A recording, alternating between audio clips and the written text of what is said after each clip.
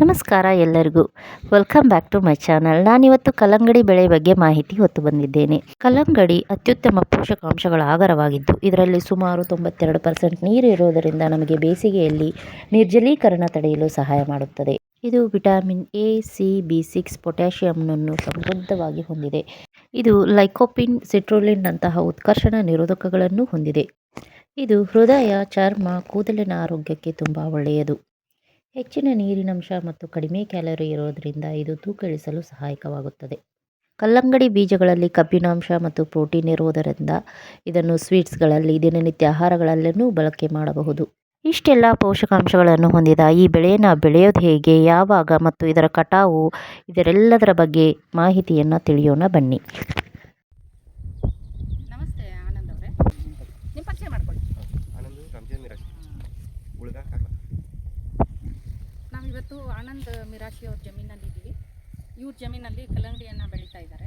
ಇವರು ತುಂಬ ಒಂದು ಪ್ರಗತಿಪರ ರೈತರಿದ್ದಾರೆ. ಇವರು ಕಲ್ಲಂಗಡಿಯನ್ನು ಯಾವ ವರ್ಷದಿಂದ ಬೆಳೀತಾ ಇದ್ದಾರೆ ಮತ್ತು ಎಷ್ಟು ಇಳುವರಿಯನ್ನು ತೆಗೆದುಕೊಳ್ತಾ ಇದ್ದಾರೆ, ಏನೆಲ್ಲ ತೊಂದರೆ ಇದೆ ಮತ್ತು ಆ ತೊಂದರೆಗಳನ್ನು ನೀಗಿಸಿ ಇವರು ಒಳ್ಳೆಯ ಲಾಭವನ್ನು ಯಾವ ರೀತಿ ಪಡೀತಾ ಇದ್ದಾರೆ ಅಂತ ನಾವು ನೋಡೋಣ. ಆನಂದ್ ಅವರೇ, ಈಗ ನೀವು ಇದು ಎಷ್ಟು ದಿನದ ಬೆಳೆ ಇರ್ಬೋದು? 45 ದಿನದಿದೆ. ಮತ್ತು ಇದು ಹಾರ್ವೆಸ್ಟಿಂಗಿಗೆ ಅಂದರೆ ಇಳುವರಿ ತೆಗಿಬೇಕು, ನೀವು ಕೊಯ್ಯಬೇಕು ಅಂತ ಹೇಳಿದರೆ ಎಷ್ಟು ದಿನಕ್ಕೆ ಬರುತ್ತೆ? 55ರಿಂದ 60 ದಿನಕ್ಕೆ ಬರುತ್ತೆ. ಹಾಗಿದ್ರೆ ಮತ್ತೆ ನೀವು ಈಗ ಹಾಕಿದ್ಮೇಲೆ ಯಾವ ಬೀಜ ತಂದ್ರಿ, ಎಲ್ಲಿಂದ ತಂದ್ರಿ ಬೀಜ, ಯಾವ ವೆರೈಟಿ ಅಥವಾ ಯಾವ ತಳಿಯ ಬೀಜವನ್ನು ನೀವು ತೆಗೆದುಕೊಂಡ್ಬಂದ್ರಿ? ನಮ್ದಾರಿ 295 ಸಿಜಂಟಾ ಮತ್ತು ಜುಬ್ಲಿಕಿಂಗ್ ಹಾಕಿ.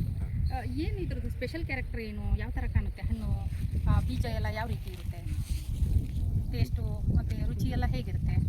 ಒಳ್ಳೆ ಕೆಂಪಾಗಿ, ಒಳಗಡೆ ಕೆಂಪಾಗಿರುತ್ತೆ, ಎಲಾಂಗೇಟೆಡ್, ಉದ್ದ ಬರುತ್ತಾ ಅಥವಾ ರೌಂಡ್ ಬರುತ್ತೆ? ಉದ್ದ ಬರ್ತದೆ. ಓಕೆ. ಮತ್ತು ನಿಮಗೆ ಇದನ್ನು ಬೆಳಿಬೇಕಾದ್ರೆ ಯಾವುದಾದ್ರೂ ರೋಗ ಮತ್ತು ಕೀಟಗಳದ್ದು ಏನಾದರೂ ತೊಂದರೆ ಬಂದಿಲ್ಲ? ಇದೆ. ಏನೆಲ್ಲ ರೋಗ ಕಾಣಿಸ್ಬೋದು? ಗಿಡಿ ಆಗ್ತದೆ, ಬೂದಿ ರೋಗ ಬರ್ತದೆ, ಸುಟ್ಟದ ಹಾಗೆ ಮೇಲೆ ಬರ್ತದೆ. ಓಕೆ. ಅದಕ್ಕೆ ನೀವು ಕೆಮಿಕಲ್ ಸ್ಪ್ರೇಯನ್ನು ತೊಗೊಳ್ಬೋದು ಅಲ್ವಾ? ಓಕೆ. ಹಾಗಿದ್ರೆ ಕೀಟ ಯಾವುದಾದ್ರೂ ನೋಡಿದ್ರಾ ನೀವು? ಯಾವ ಕೀಟನ ಕಾಣಿಸಿರ್ಬೋದು? ಬೂಜಿ ಹುಳ ಅಂತ ಬಂದಿತ್ತು. ಆಯಿತು, ಫ್ರೂಟ್ ಫ್ಲೈ ಅದು. ಅದಕ್ಕೆ ಮತ್ತೆ ಏನು ಮಾಡಿದ್ರಿ ನೀವು?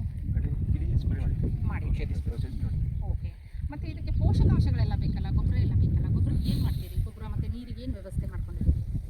ಬಾವಿದು ಮತ್ತು ಮೊದಲು ಸಗಣಿ ಹಾಕ್ತೀವಿ,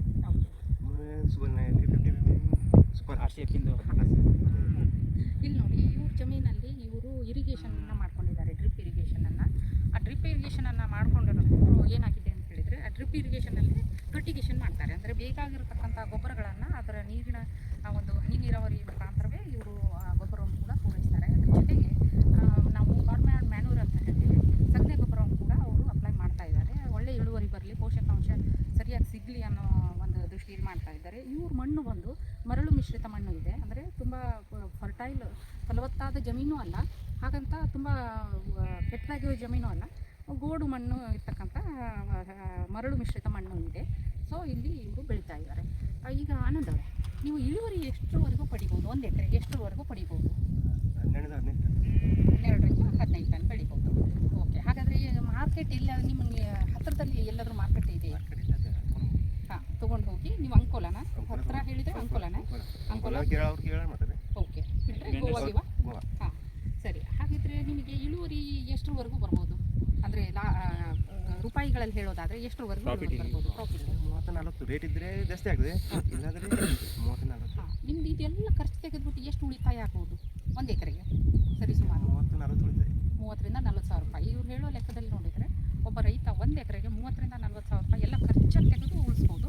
ಇದು ಕೇವಲ 2 ತಿಂಗಳ ಬೆಳೆ ಆಗಿರೋದ್ರಿಂದ ಇವರು ಇದ್ರ ಮುಂಚೆ ಭತ್ತವನ್ನು ಕೂಡ ಹಾಕೋಬೋದು, ಭತ್ತ ಹಾಕೊಂಡಾದ್ಮೇಲೆ ಇದನ್ನು ಹಾಕೋಬೋದು. ಹೀಗಾಗಿ ರೈತರಿಗೆ ಇದೇನಾಗ್ತದೆ ಅಂತ ಹೇಳಿದರೆ ಯಾವಾಗಲೂ ಇನ್ಕಮ್, ಆದಾಯ ಸರಿಸುಮಾರು ಅವ್ರಿಗೆ ಆದಾಯ ಸಿಗ್ತಾನೇ ಇರ್ತದೆ. ಆ ನಿಟ್ಟಿನಲ್ಲಿ ಕೆಲಸ ಮಾಡ್ತಾ ಇದ್ದಾರೆ. ರೈತರ ಜಮೀನಿನಲ್ಲಿ ಅಷ್ಟು ಫಲವತ್ತಾದ ಮಣ್ಣು ಇರಲ್ವಾ, ಅಥವಾ ಮರಳು ಮಿಶ್ರಿತ ಮಣ್ಣು ಎಲ್ಲೆಲ್ಲ ಕಾಣ್ತದೋ ಅಲ್ಲೆಲ್ಲ ನಾವು ಈ ಬೆಳೆಯನ್ನು ಬೆಳ್ಕೊಂಡು ಕೇವಲ 2 ಋತುವಿನಲ್ಲಿ ನಮ್ಮ ಕೈತುಂಬ ಹಣ ಪಡಿಬೋದಾಗಿದೆ. ಈಗ 1 ಎಕರೆಗೆ 30ರಿಂದ 40 ಸಾವಿರ ಉಳಿಸ್ಕೊತೀವಿ ಅಂತ ಹೇಳಿದ್ರೆ 4ರಿಂದ 5 ಎಕರೆಗೆ ಇಲ್ಲೂ ಉಳಿತದೆ. ಒಬ್ಬ ರೈತ ಸ್ವಾವಲಂಬಿಯಾಗಿ ಯಾವ ರೀತಿ ಬಾಳ್ಬೋದು ಅದು ಕೂಡ ಕಡಿಮೆ ಫಲವತ್ತಾದ ಜಮೀನಿನಲ್ಲಿ ಅಥವಾ ಮಳೆ ಅಥವಾ ನೀರು ಕಡಿಮೆ ಇದ್ದಂಥ ಪ್ರದೇಶದಲ್ಲಿಯೂ ಕೂಡ ಯಾವ ರೀತಿಯಾದ ಬೆಳೆಯನ್ನು ಬೆಳಿಬೋದು ಅಂತೇಳಿ ಇವತ್ತು ನಾವು ನೋಡ್ತಾ ಇದ್ದೀವಿ. ತುಂಬ ತುಂಬ ಖುಷಿ ಅನಿಸುತ್ತೆ. ಯಾಕಂತಂದರೆ ರೈತ ಯಾವಾಗ ಖುಷಿಯಾಗಿರ್ತಾನೆ ಆಗ ಎಲ್ಲರೂ ಖುಷಿಯಾಗಿರ್ಬೋದು. ನಮಸ್ತೆ. ನಮಸ್ತೆ ಸರ್, ನಿಮ್ಮ ಬಗ್ಗೆ ಸ್ವಲ್ಪ ಸಂಕ್ಷಿಪ್ತ ವಿವರ ಕೊಡ್ತೀರಾ? ಕಲಯ ಹಿರೇಮಠ ಅಂತ, ಉಳ್ಗ ಮತ್ತು ತಾಲೂಕು ಕಾರವಾರ, ಜಿಲ್ಲಾ ಉತ್ತರ ಕನ್ನಡ. ನಾವಿವತ್ತು ಉಳ್ಗ ಊರಿನ ಗ್ರಾಮದಲ್ಲಿ ಇದ್ದೀವಿ. ಇವತ್ತು ಕಲ್ಲಯ್ಯ ಅವರು ಅವ್ರ ಹೊಲದಲ್ಲಿ ಕಲ್ಲಂಗಡಿ ಬೆಳೆಯನ್ನು ಹಾಕಿದ್ದಾರೆ. ಸರ್, ನೀವು ಇದನ್ನು ಎಷ್ಟು ವರ್ಷದಿಂದ ಮಾಡ್ತಾ ಇದ್ದೀರಾ? ಸುಮಾರು 5 ವರ್ಷ. 5 ವರ್ಷ. ಯಾವ್ಯಾವ ವೆರೈಟಿ ತಳಿ ಹಾಕಿದ್ದಾರೆ ನಿಮ್ಮ ಹೊಲದಲ್ಲಿ? ನಾವು ಸಿಜೆಂಟಾ ಕಂಪ್ನಿದು ಡ್ರ್ಯಾಗನ್ ಕಿಂಗು, ಮತ್ತು ಸಿಜೆಂಟಾ ಕಂಪ್ನಿದು ಜುಬ್ಲಿ ಕಿಂಗು, ಮತ್ತು ನಾಮದಾರಿ ಕಂಪ್ನಿದು ನಾಮದಾರಿ ಟೂನ್ ಹಾಕಿದೆ. ಹೌದಾ? 3 ವೆರೈಟಿ. ಹಾಂ, ಹೌದು. ಮತ್ತು ಇದಕ್ಕೆ ಈ ವೆರೈಟಿಗೆ ಏನಾದರೂ ರೋಗ ಏನಾದರೂ ಬರ್ತಾ ಇದೆಯಾ? ಹೌದು. ಈ ರೋಗಕ್ಕೆ ಬೂದಿ ರೋಗ ಮತ್ತು ಬೂದಿ ರೋಗ ಬರ್ತದೆ ಜಾಸ್ತಿ. ಅದಕ್ಕೆ ಏನಾದರೂ ಔಷಧಿ? ಔಷಧಿ ಸಿಂಪಡಣೆ ಮಾಡ್ತೀವಿ ನಾವು. ಬೂದಿ ರೋಗಕ್ಕೆ ದನಕಾ ಕಂಪ್ನಿದು ಕಿರಾರಿ, ಮತ್ತು ಗ್ರಾಸಿಯಾ, ಮತ್ತು BSF ಕಂಪ್ನಿದು ಮೆರಿವಾನು, ಅವೆಲ್ಲ ಔಷಧ ಹೊಡೆದು ಕಂಟ್ರೋಲ್ ಮಾಡ್ತೀವಿ. ಸರ್, ಇದು ಬೆಳೆ ಎಷ್ಟು ದಿನದ ಬೆಳೆ ಆಗಿದೆ? ಇದು ಈಗ ಸದ್ಯ ಇರೋದು 45 ದಿವಸದ ಬೆಳೆ ಇದೆ. ಮತ್ತು ನೀವು ಈಗ ಕಲ್ಲಂಗಡಿ ಹಾಕಿದಾರಲ್ಲ, ಇದು ಒಂದು ಎಕರೆಗೆ ಇದುವರೆಗೂ ಎಷ್ಟು ಖರ್ಚಾಗಿದೆ ನಿಮಗೆ? 1 ಎಕರೆಗೆ ಸುಮಾರು ಕಟ್ಲಾಕ ಹಾರ್ವೆಸ್ಟಿಂಗ್ ಆಗೋ ಟೈಮ್ವರೆಗೆ ಒಂದು 60,000 ಖರ್ಚಾಗ್ತದೆ. ಹೌದಾ? ಮತ್ತು 1 ಎಕರೆಗೆ ಎಷ್ಟು ಇಳುವರಿ ಬರ್ಬೋದು ಅಂದಾಜು? 10ರಿಂದ 15 ಟನ್ ಇಳುವರಿ ಸಿಗ್ತದೆ. ನಿಮ್ಮ ಮತ್ತು ನಿಮಗೆಲ್ಲ ಖರ್ಚು ನಿಮಗೆ ಬರುವ ಇದು ಆದಾಯ ಎಷ್ಟು ಪ್ರಾಫಿಟ್? ಪರ್ ಎಕರ್ 25ರಿಂದ 30,000 ಬರ್ಬೋದು. ಹೌದು. ಮತ್ತು ನೀವು ಈಗ ಕಲ್ಲಂಗಡಿಯನ್ನು ಕಟಾವು ಮಾಡ್ತಿರಲ್ಲ, ನೀವು ಹತ್ತಿರದ ಮಾರ್ಕೆಟ್ ಯಾವ ಮಾರ್ಕೆಟಿಗೆ ಕಲ್ಲಂಗಡಿ ಅಂತ? ಇಲ್ಲ, ಇಲ್ಲಿ ಹತ್ತಿರದ ಮಾರ್ಕೆಟ್ ಅಂದರೆ ಕೇರಳ ಹೋಗ್ತದೆ, ಮತ್ತು ಬಿಟ್ಟರೆ ಗೋವಾ ಹೋಗ್ತದೆ. ವೆಂಡರ್ಸ್ ಬಂದು ಪರ್ಚೇಸ್ ಮಾಡ್ಕೊಂಡು ಹೋಗ್ತಾರೆ ನಮ್ಮ ಗದ್ದೆಗೆ ಬಂದು. ಹೌದಾ? ನೋಡಿ ರೈತರು, ಈಗ ಇಲ್ಲಿ ಇವರು ಹೊಲದಲ್ಲಿ ಕಲ್ಲಂಗಡಿ ಬೆಳೆಯನ್ನು ಹಾಕಿದ್ದಾರೆ. ಯಾವ ರೀತಿ ಕಲ್ಲಂಗಡಿ ಸೈಜು ಶೇಪ್ ಇದೆ. ಇದು ಬರೋಕ್ಕೆ ಇನ್ನೂ ಸರಿಸುಮಾರು 15ರಿಂದ 20 ದಿನ ಬೇಕು. ಇದು ಕಾರವಾರ ಈ ಕಡೆ ನಮ್ಮ ಕೋಸ್ಟಲ್ ಏರಿಯಾದಲ್ಲಿ ಕಲ್ಲಂಗಡಿ ಬೆಳೆಯೋಕ್ಕೆ ಯೋಗ್ಯವಾದ ಭೂಮಿ ಇದೆ, ಏನು ತೊಂದರೆ ಇಲ್ಲ. ಕಲ್ಲಂಗಡಿ ಬೆಳಿಬೋದು. ಕಲ್ಲಂಗಡಿ ಪರ್ ಎಕರ್ ಎಲ್ಲ ಖರ್ಚು ತೆಗೆದು ಒಂದು 25ರಿಂದ 30,000 ರೈತರಿಗೆ ಪ್ರಾಫಿಟ್ ಆಗ್ತದೆ. ಮತ್ತು ಇದು ಕಲ್ಲಂಗಡಿ 2 ತಿಂಗಳು ಕ್ರಾಪ್, 60 ದಿವಸದಲ್ಲಿ ಅವನಿಗೆ ಕಟಾವು ಬಂದುಬಿಡ್ತದೆ, ಹಾರ್ವೆಸ್ಟಿಂಗ್ ಬಂದುಬಿಡ್ತದೆ. ಕಲ್ಲಂಗಡಿ ಬೆಳಿಬೋದು, ಇಲ್ಲಿ ಏನು ತೊಂದರೆ ಇಲ್ಲ. ಎಲ್ಲ ರೈತರಿಗೆ ಹೇಳ್ಬೋದಲ್ಲ ನಾವು? ಹೌದು, ಕಲ್ಲಂಗಡಿ ಬೆಳಿಬೋದು. ಓಕೆ, ಧನ್ಯವಾದ.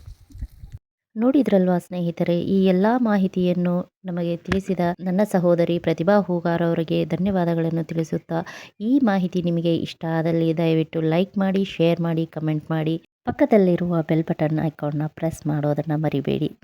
ಧನ್ಯವಾದಗಳು.